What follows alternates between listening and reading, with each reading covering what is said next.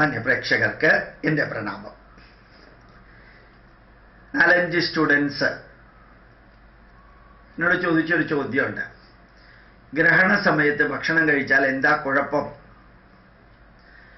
ശരിക്കും പറഞ്ഞാൽ ഗ്രഹണ സമയത്ത് ഭക്ഷണം കഴിച്ചാൽ എന്തെങ്കിലും കുഴപ്പമുണ്ടാവോ എന്ന് ആരെങ്കിലും ഗവേഷണം നടത്തിയതായിട്ട് എനിക്ക് അറിഞ്ഞുകൂടാ. എന്തെങ്കിലും കുഴപ്പമുള്ളതായിട്ട് തെളിയിച്ചതായിട്ടും എനിക്ക് അറിഞ്ഞുകൂടാ. അതുകൊണ്ട് കുഴപ്പമുണ്ടാകും എന്ന് സയന്റിഫിക്കലി പറയാൻ ലോകത്തിലെ ആർക്കും സാധിക്കുകയില്ല.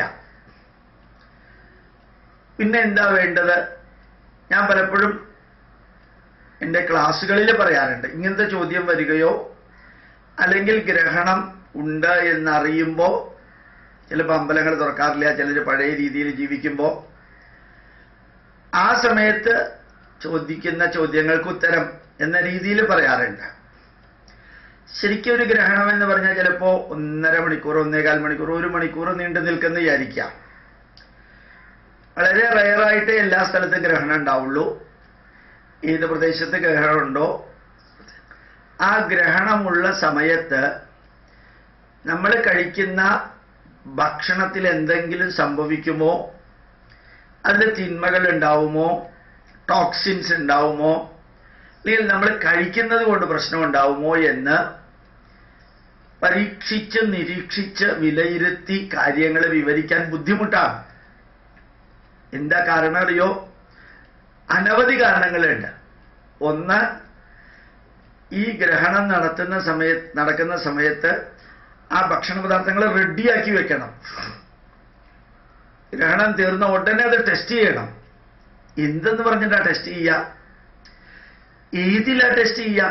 എത്ര തരത്തിലുള്ള ഭക്ഷണങ്ങളാണുള്ളത്, അതിൽ ഏത് തരത്തിലുള്ള ടോക്സിനാണോ ഉണ്ടാവോ ഉണ്ടാവാതിരിക്കുകയോ ചെയ്യുമെങ്കിൽ സാധ്യതയുള്ളത് ഏത് തരത്തിലുള്ളതാ? ഇത്രയും വലിയ കിലോഗ്രാം കണക്കിനുള്ള ഭക്ഷണ പദാർത്ഥത്തിൽ മൈക്രോഗ്രാം കണക്കിനുള്ള ടോക്സിൻ ഉണ്ടാവുമെന്നുണ്ടെങ്കിൽ അത് ഏത് തരത്തിലാണ് ഉണ്ടാവാൻ സാധ്യതയുള്ളത് എന്നുള്ളതിനെ കുറിച്ച് ഒരു എത്തും പിടിയില്ല. അപ്പോ ഒരു കാര്യം വ്യക്തമാണ്, ആയിരക്കണക്കിന് ഭക്ഷ്യവിഭവങ്ങളുണ്ട്. അതില് ഓരോ വിഭവത്തിനും ഗ്രഹണ സമയത്ത് എന്തെങ്കിലും സംഭവിക്കുമെങ്കിൽ സംഭവിക്കുന്നത് ഏത് തരത്തിലാണെന്ന് കണ്ടുപിടിക്കാൻ ബുദ്ധിമുട്ടാണ്.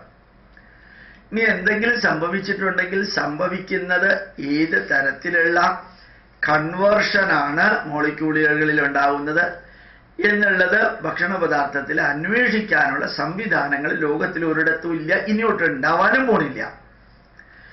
പിന്നെ നാലാമത്തേത്, ഗ്രഹണം എന്ന് പറയുന്ന ഷോർട്ട് ഡ്യൂറേഷനാണ്. ജനറലി 4, 5, 6, 7 വർഷത്തിലിടയ്ക്ക് മാത്രം ഉണ്ടാവുന്നതാണ്. അല്ലാതെ എല്ലാ ദിവസവും, എല്ലാ ആഴ്ചയും, എല്ലാ മാസവും ഉണ്ടാവുന്നതല്ല. ഇങ്ങനെയെല്ലാം ഉള്ള ഒരവസ്ഥയിൽ ഗ്രഹണത്തിന് ഭക്ഷണം കഴിച്ചാൽ എന്താ എന്ന ചോദ്യത്തിന് ഞാൻ പറയാറുള്ള ഉത്തരം, ബുദ്ധിക്കും യുക്തിക്കും ശാസ്ത്രത്തിനും നിരക്കുന്ന വിധത്തിൽ അതിനകത്ത് എന്തെങ്കിലും പ്രശ്നം ഉണ്ടാവുമോ എന്ന് ഊഹിച്ചു പറയാൻ പോലും പറ്റാത്ത വിധത്തിൽ ഒരു ധാരണയാണ് എന്ന് വിചാരിക്കുക. പക്ഷെ നമുക്ക് ഒരു കാര്യമുണ്ട്. എന്താണ്?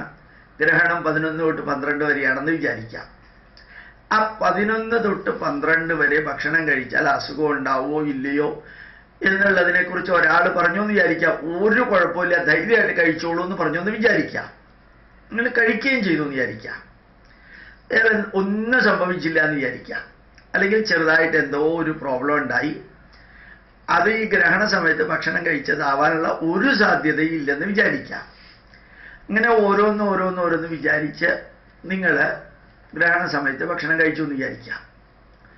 ഇനി വേറൊന്നുകൂടി വിചാരിക്കാം, ഈ 11 തൊട്ട് 12 വരെയല്ലേ ഗ്രഹണം, അപ്പൊ നിങ്ങൾക്ക് 11-ന് മുമ്പ് ഭക്ഷണം കഴിച്ചൂടെ, അല്ലെങ്കിൽ 12-ന് ശേഷം ഭക്ഷണം കഴിച്ചൂടെ? 1 മണിക്കൂർ ഭക്ഷണം കഴിക്കാതിരുന്നത് കൊണ്ട് വലിയ സീരിയസ് ആയിട്ടുള്ള പ്രോബ്ലം എന്തെങ്കിലും ഉണ്ടാവുമോ? ഗ്രഹണ സമയത്ത് എന്തെങ്കിലും ഭക്ഷണം കഴിക്കുന്നതുകൊണ്ട് ഉണ്ടാവുമോ എന്നുള്ളതിനെ കുറിച്ച് ഒരു പിടുത്തവും ഇല്ല. ഒരുപക്ഷെ അത് 100% അന്ധവിശ്വാസമായിരിക്കാം, ഒരുപക്ഷെ ഇത് ദുരാചാരവുമായിരിക്കാം, അല്ലെങ്കിൽ അനാചാരമായിരിക്കാം. പക്ഷേ ക്രിട്ടിക്കലായിട്ട് ഒരു പഠനവും നടത്താത്ത സ്ഥിതിക്ക്, ഒരു പഠനവും നടത്താൻ പറ്റാത്ത സ്ഥിതിക്ക് പഠനം നടത്താൻ ആഗ്രഹിച്ചവർക്ക് ഒരു വഴിയും വ്യക്തമാകാത്ത സ്ഥിതിക്ക് ആരെന്ത് ശ്രമിച്ചാലും അയാളുടെ തോന്നലുകൾ പറയുക അല്ലാതെ പരീക്ഷണ നിരീക്ഷണങ്ങളിലൂടെ ഒന്നും പറയാൻ സാധിക്കില്ല എന്നുള്ളത് വ്യക്തമായ സ്ഥിതിക്ക് നമുക്ക് വേണമെങ്കിൽ ഞാൻ ഗ്രഹണ സമയത്ത് എന്തായാലും ഭക്ഷണം കഴിക്കില്ല. ഞാൻ ആത്മീയവാദിയോ ബുദ്ധിജീവിയോ അല്ലെങ്കിൽ ഇതുമാതിരിയുള്ള കാര്യത്തിൽ വിശ്വാസമുള്ളവനോ ഇല്ലാത്തവനോ അങ്ങനെയുള്ള കാര്യങ്ങളിൽ ഒന്നും അടിസ്ഥാനമാക്കിയിട്ടല്ല, മറിച്ച് 24 മണിക്കൂറുള്ള ഒരു ദിവസത്തിൽ നമ്മളൊരു 1 മണിക്കൂറോ 3/4 മണിക്കൂറോ ഗ്രഹണ സമയത്ത് ഭക്ഷണം കഴിക്കുന്നില്ല എന്ന് വിചാരിക്കാം. അത് സംശയാസ്പദമായിട്ട് എന്തെങ്കിലും പ്രശ്നമുണ്ടാവുമോ എന്ന് ധരിച്ച് കഴിക്കുന്നതിനേക്കാൾ ഏതായാലും ആ സമയത്ത് എനിക്ക് ഭക്ഷണം വേണ്ട എന്ന് തീരുമാനിച്ചാൽ നമുക്ക് എന്തെങ്കിലും ഈവൻ 0.1% മാനസികമായിട്ടുള്ള ഒരു സംശയത്തിന് പോലും കാരണമാകാത്ത വിധത്തിൽ ആ സംവിധാനത്തെ ഉപയോഗിക്കാം. ഒന്നുകിൽ ഗ്രഹണത്തിന് മുമ്പ് എത്ര വേണമെങ്കിലും കഴിക്കാം, അല്ലെങ്കിൽ ഗ്രഹണത്തിന് ശേഷം എത്ര വേണമെങ്കിലും കഴിക്കാം. ഇതിൽ രണ്ടിലും എനിക്ക് വിശ്വാസമില്ല, ഞാൻ ഗ്രഹണത്തിനെ കഴിക്കുള്ളൂ, ധൈര്യമായിട്ട് കഴിക്കാം, പിന്നെ അതിനെക്കുറിച്ച് ചിന്തിക്കാതിരിക്കാം. ഇത് എവിടെയാണ് ഈ ഗ്രഹണത്തെക്കുറിച്ച് പറഞ്ഞിരിക്കുന്നത് അറിയോ? അതുകൂടി നിങ്ങൾ അറിയണം. നമ്മുടെ ധർമ്മശാസ്ത്രം എന്നൊരു ഗ്രന്ഥമുണ്ട്. കേരളത്തിലെ ഹൈക്കോടതിയുടെ ആവശ്യത്തിന് വേണ്ടിയിട്ട് 100 അധ്യായങ്ങളുള്ള ധർമ്മശാസ്ത്രവും സംസ്കൃതത്തിൽ നിന്ന് മലയാളത്തിലേക്ക് വിവർത്തനം ചെയ്യാനുള്ള ഭാഗ്യം എനിക്ക് കിട്ടിയിട്ടുണ്ട്. അതില് ഈ ഭക്ഷണത്തെക്കുറിച്ചുള്ള നിയമങ്ങളുണ്ട്. എന്താ ഭക്ഷണത്തെക്കുറിച്ചുള്ള നിയമങ്ങൾ അറിയോ? സൂര്യൻ ഉദിക്കുന്നതിന് മുമ്പ് ഭക്ഷണം കഴിക്കരുത്, നടന്നുകൊണ്ട് ഭക്ഷണം കഴിക്കരുത്, വാഹനത്തിലിരുന്നുകൊണ്ട് ഭക്ഷണം കഴിക്കരുത്, വഞ്ചിയിലിരുന്നുകൊണ്ട് ചലിക്കുന്ന വഞ്ചിയിലിരുന്നുകൊണ്ട് ഭക്ഷണം കഴിക്കരുത്, അറിയാത്ത വിഭവങ്ങൾ അറിയാത്ത വ്യക്തി പാകം ചെയ്തത് കഴിക്കരുത്, പുതിയ വീട്ടിലേക്ക് ചെല്ലുമ്പോൾ ആ പ്രദേശത്തെ കാര്യങ്ങൾ നല്ല രീതിയിൽ അറിയാത്തവരാണെങ്കിൽ നമുക്ക് പരിചയമില്ലാത്ത ഭക്ഷണങ്ങൾ കഴിക്കരുത്, ശ്മശാനത്തിലിരുന്ന് ഭക്ഷണം കഴിക്കരുത്, അതുപോലെ തന്നെ ശ്മശാനത്തിലെ വിറകുപയോഗിച്ച് തീ കത്തിച്ചുണ്ടാക്കിയ ഭക്ഷണം കഴിക്കരുത്. അതുപോലെ തന്നെ നോൺ വെജിറ്റേറിയൻ ഭക്ഷണം കഴിക്കുമ്പോൾ ആ നോൺ വെജിറ്റേറിയൻ ഭക്ഷണത്തിൽ ഉപയോഗിച്ചിരിക്കുന്ന കോമ്പോണന്റുകളെ വിശ്വസനീയമായിട്ടുള്ള വ്യക്തികൾ പറയുന്നത് സ്വീകരിക്കാൻ പറ്റും, അല്ലാത്തത് സ്വീകരിക്കരുത്. പിന്നെ നിഷിദ്ധം എന്ന് പറയുന്ന കുറേ ഭക്ഷണങ്ങളുടെ ലിസ്റ്റ് ഉണ്ട്, അത് കഴിക്കരുത്.